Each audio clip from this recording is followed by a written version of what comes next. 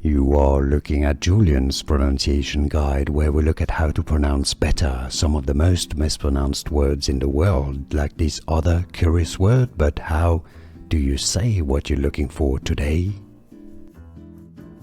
We are looking at how to pronounce this word from Spanish, and we'll be looking at how to say more useful Spanish vocabulary and names. Stay tuned to the channel, loads to learn here.